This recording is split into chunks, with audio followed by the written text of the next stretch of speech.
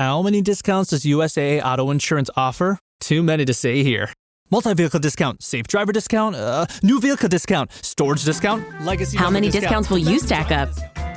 Visit USAA.com/auto discounts. Restrictions apply.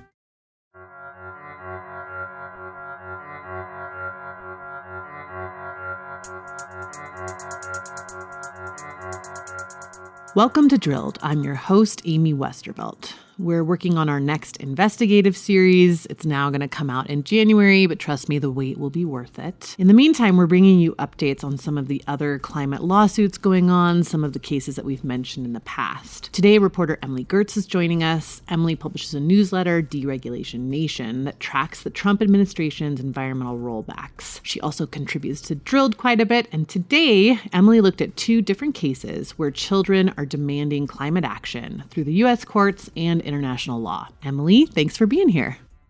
Oh, you're welcome. It's great to be here. So first, I feel like I should say that these quote-unquote children are now all like teens and 20-year-olds, but most of them, in the first case we're going to talk about, yes, quite a few of them are no longer minors, but some of them still are. Some of them still are. Yeah. Okay, so let's look at this case that's working its way through the federal courts. This is the one that we've been hearing about for the last few years, Juliana versus United States. Yeah. This story begins back in August of 2015. That's when this group of 21 young people, all of them at the time were 18 or younger, sued the United States over climate change. The named plaintiff in the case, who was 19 at the time, is from Eugene, Oregon, and named Kelsey Juliana. So they filed the suit in federal district court in Eugene, Oregon, and it's the name of the case became Juliana versus United States. The main charge that these young people are bringing is that by promoting the continued production and use of fossil fuels, the U.S. government has, quote, violated their fundamental constitutional rights to freedom from deprivation of life, liberty, and property, unquote. I spoke with one of the youth plaintiffs named Nathan Bering, who was 15 then and is 20 now. And he told me about why he got involved in the case. I was born in Fairbanks, Alaska. I am actually a third-generation Alaskan. So my grandparents moved up before statehood, and my mom was also born in a small coastal fishing village. And essentially, to sum it up, I was very involved in local environmental issues that were disconnected from climate change for a few years. I wrote my first letter to the editor when I was 13 about actually air quality that was connected to wood smoke from wood stoves. So that was just a completely local human problem that had nothing to do with climate change. But as I got more involved in that kind of advocacy, I quickly realized that the most pressing environmental challenge that Alaska and the Arctic was facing was climate change, especially when, the figure that the Arctic is warming twice as fast as the rest of the world hit me. I realized that, we might lose this Arctic identity before, the end of my lifetime. What changes have you seen in your lifetime in your part of Alaska? Sure. And I don't even have to keep it only into my lifetime, but certainly in the time that my parents have been there, it's very pronounced how much milder and warmer and wetter the winters have gotten. The prevalence of winter ice storms, which, when the Chinook winds will blow in from the south, and it'll go from, 20 below to 32 above overnight, basically, and then it'll rain, and then it will freeze again. It coats the whole ground and everything in a thick layer of ice, which is, detrimental to all conditions of life. So that would include things like, driving. They'll usually cancel school for that kind of thing. There's tons of problems in other areas of the state with things like permafrost melt that are very connected to infrastructure, but of course, even more connected to the climate as a whole, as methane is 4 times as potent of a greenhouse gas as carbon dioxide. So when that permafrost melts, it's releasing all of that methane into the atmosphere. And, Alaska is such a huge state that we practically have like 4 or 5 different climates up there. So when you look at places like on the coast. We're seeing how the salmon runs are being affected by the warming oceans and the ocean acidification that's coming as a result of climate change. And then when you look up north, especially in the northwest where this is really pronounced, we're seeing how the loss of sea ice and the formation of sea ice later in the year is leading to horrific coastal erosion that is actually taking entire indigenous communities that have been there for centuries just right away into the ocean so that they're forced to relocate. I'm just going to jump in here to underscore the point of the case because it has been misreported so many times as suing the government for not acting on climate change, which is not what it is. Right. It's suing them for, continuing to subsidize fossil fuel production, continuing to create and adopt policies that tie us to automotive transportation as like the sole mode of transportation, all of that stuff. So it's really like the moves that the government has made to lock us into a fossil fueled economy, not failing to act on climate change, which is how it has been reported a lot of times. And I still see people saying that today. Yeah, and that is actually a point that when I speak to legal experts about this case, and when I've spoken to the lead lawyer in the case, Julia Olson, that is a point they try to get out, that this case isn't about failure to act. This case is about actually taking actions that are violating the constitutional rights of the plaintiffs. Yeah. So that's Nathan Bering, one of the youth plaintiffs, describing the effects of climate change that he and his parents have already seen in Alaska. Several of the plaintiffs, like Kelsey, who are from Oregon, have experienced intense droughts and wildfires. And another is a New Yorker who experienced the blackout caused by Hurricane Sandy. The youngest plaintiff in this case is a 12-year-old boy, he's 12 now, who lives in a Florida barrier island, and they're dealing with algal blooms and more intense storms driven by warming oceans. So this is not theoretical. This isn't in the future. These children are growing up, and young people are experiencing their young adulthoods with the impacts of climate change actively affecting their lives for the worse. That's really fascinating. And especially it really, it's kind of striking that he's 12 now. So he was 7 years old when this case was initially brought. That's incredible. Okay. So these kids are suing the government for keeping policies in place that are harming them and by extension, all children by making climate change worse. What's the legal question at stake? Right. Here's John Schwartz, a New York Times climate reporter who's been covering this case, and he describes it very clearly. From your perspective as a reporter, what is the nut of this litigation? The question they're trying to get answered is there a constitutional right to a healthy climate, to a climate that doesn't veer off into dangerous climate change with the sort of temperature changes and extreme weather and the stuff we're starting to see now, and which we will be seeing much, much more of as time goes on if we don't take the kind of action that's necessary to fight it. So why not sue the producers of oil, coal, and natural gas, like some of the communities that we've talked about and talked to on Drilled?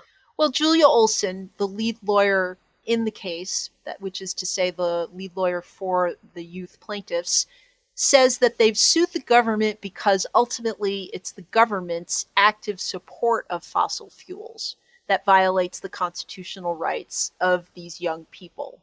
Here's how Julia Olson explains that.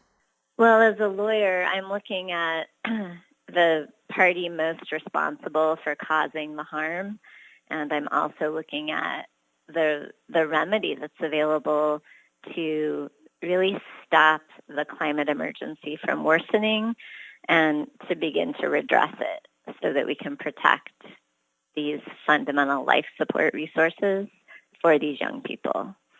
And when I look at the party most responsible, it is the United States government, historically and presently, because of the government's creation of, promotion of, support of a national fossil fuel energy system And now, particularly under this administration, a push to be what the president calls energy dominant in the world. And in this administration's view, that means fossil fuel energy dominant, promoting and facilitating the extraction and exportation of our domestic fossil fuel resources so that the rest of the world can continue using them as well as us use them domestically.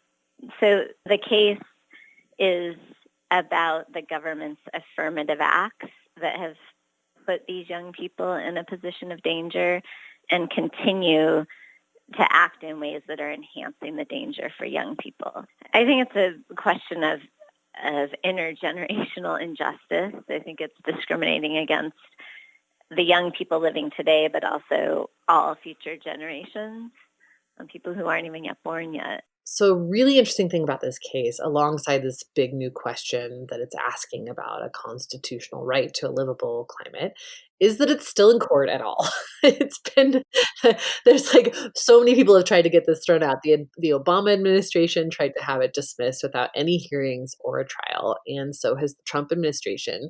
But federal judges have rejected those attempts, and the Supreme Court also turned the Trump Justice Department down when it tried to leapfrog over the lower courts to get it thrown out, which is a real indication that, the court system wants to see this case. Yeah, that's right. It's even more amazing considering that the fossil fuel industry initially joined the government to try and stop the case. In that process, the government and the industry essentially agreed with the kids that climate change is real. A fact that may surprise some people who are activists in this realm, but they did allow that was true. Climate change is real, and it's a huge threat to the well-being of these young people. But what the government and the fossil fuel industry jointly argued at that point was that the government has no constitutional duty to do anything about that. So the trial is not about whether climate change is real. It's about whether the Constitution can be read to guarantee people the right to a stable climate, you might say, the right to a climate in which they can pursue life and liberty and happiness. I mean, it really feels to me like the life part is pretty valid. Like, people are dying already. All the projections are showing that is going to be part of climate change. And yeah, it's really interesting. Okay, so fast forward to June 2017, fossil fuel industry drops out of the case. Do we know why? Well, we don't know exactly why, but we can speculate. From their perspective, at that point, it may have become too risky to stay on board with the government, because at that point it became more likely that the case was going to go to trial. When the case goes to trial, of course, all the parties become subject to pretrial discovery, which for the industry might have well meant giving Julia Olson, this lawyer for the youth plaintiffs, materials, internal company documents about climate change or policy lobbying, whatever's relevant to the case. And this could be stuff they'd rather keep private, and therefore, from their perspective, getting off the case at that point may have made more sense. Okay, so where does Juliana versus the United States stand now? Well, this past June, lawyers for both sides appeared at a hearing before a three-judge panel, a federal three-judge panel. The judges asked them both a lot of tough questions about climate change and about the legal basis for the case to go to trial. And now we're waiting for their decision. John Schwartz of the New York Times, who I spoke to about the case, says there's really no way to know whether or not the judges will allow the case to go to trial. There are many things that can happen then, as they say, with a forward pass. 3 things can happen, 2 of them are bad. The case can get derailed. It can go back down to the district court, and the trial can begin. Or they can issue their decision, and either or the other side will appeal to the United States Supreme Court. Again, it's been before the Supreme Court twice on these interlocutory motions, on these appeals that come up before you even get to start the trial.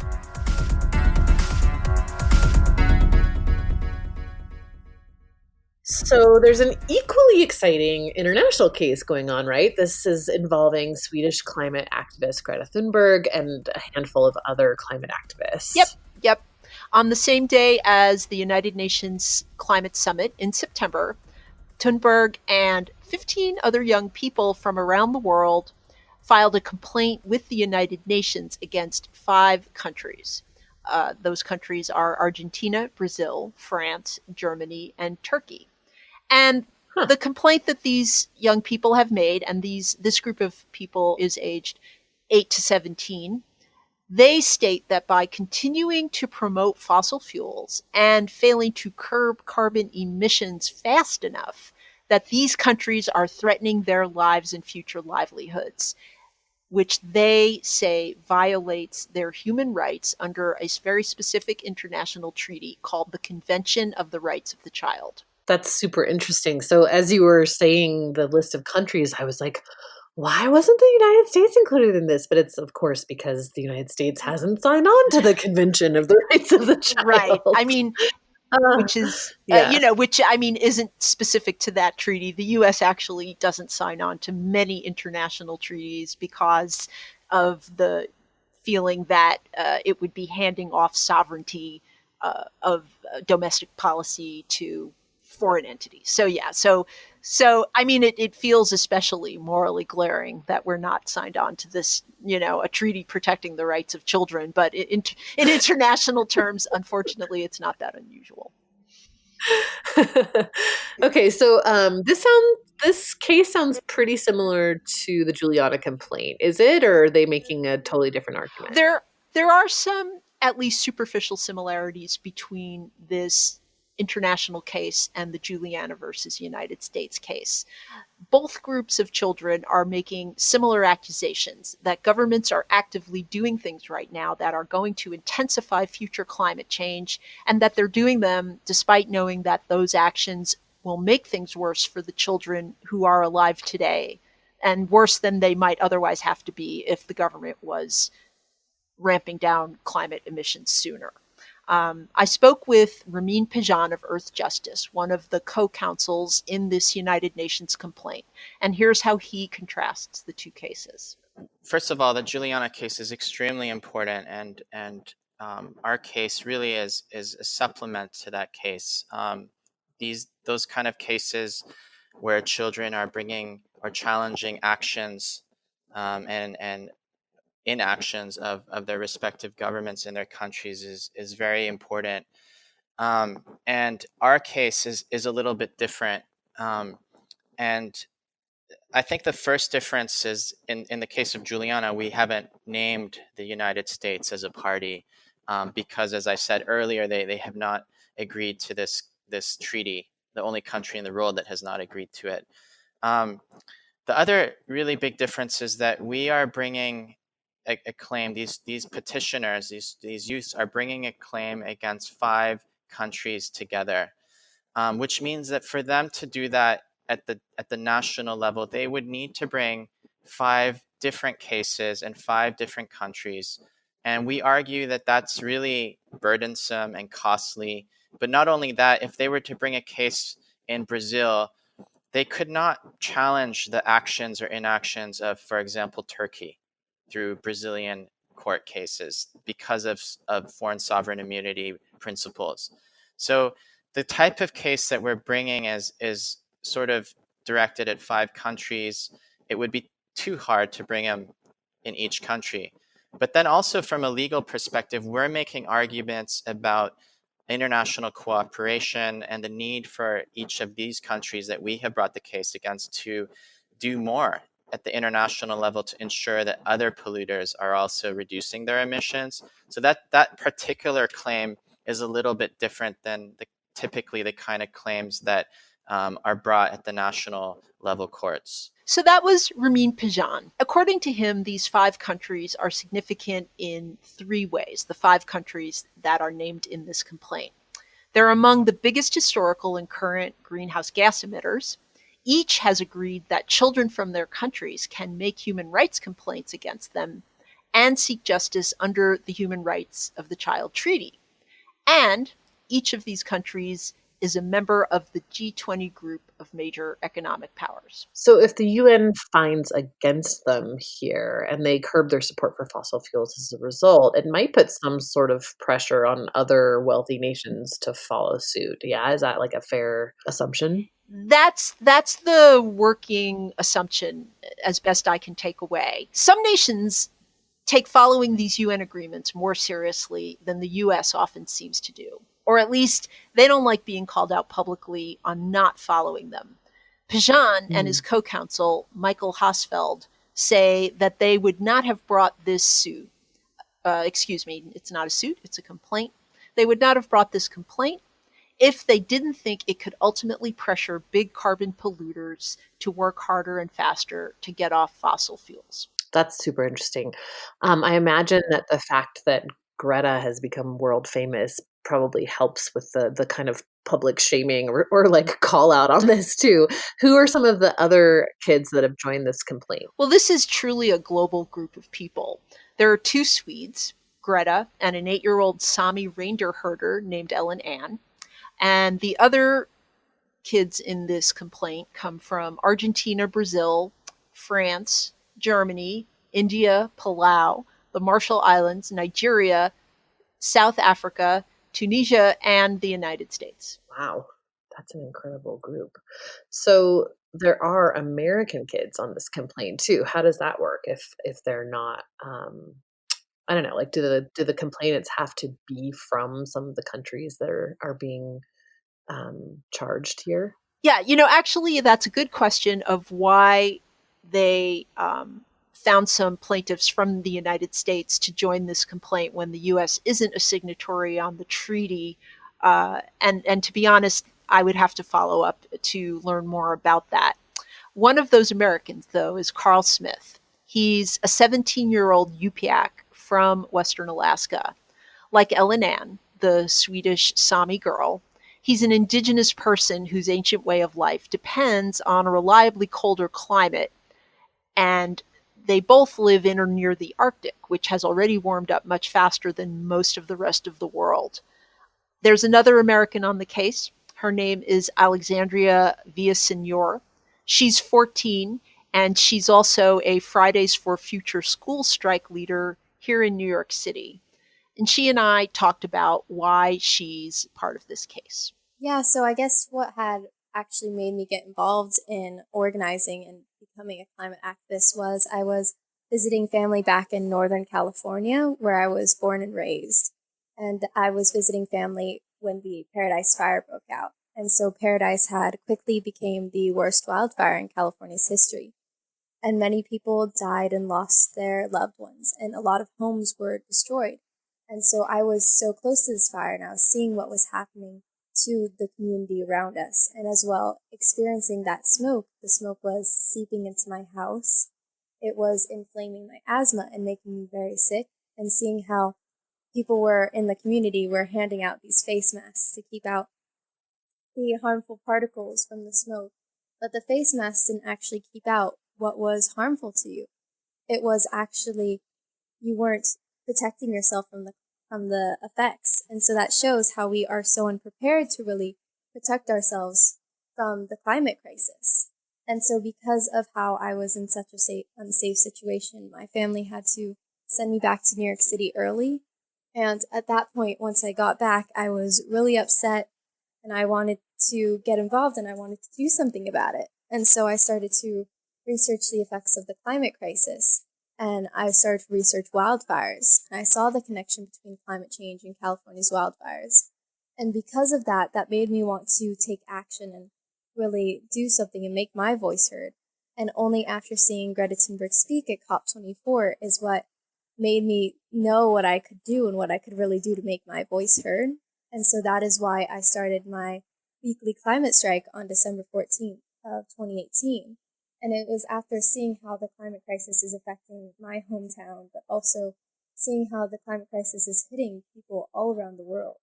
So COP24, which she mentions there, was the 2018 International Climate Treaty Conference in Poland, which didn't really move the needle on global climate action. Right.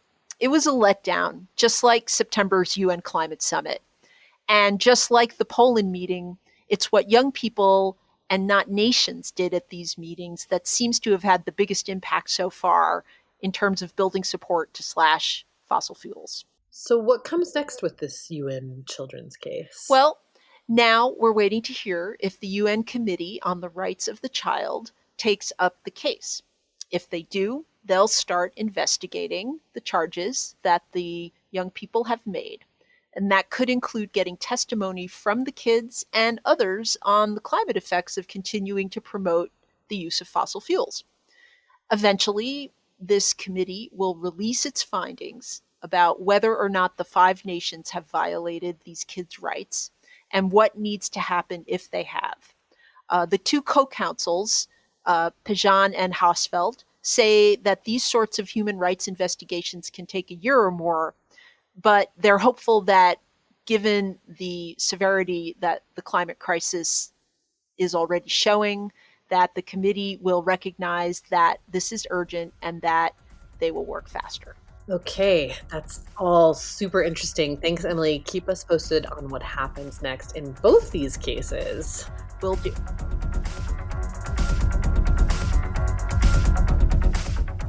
Okay, that's it for this episode. We'll have a couple more bonus episodes for you in December, and then we will go dark for a few weeks and bring you season 3 in January. Stay tuned for that, and we'll see you next time. Thanks a lot.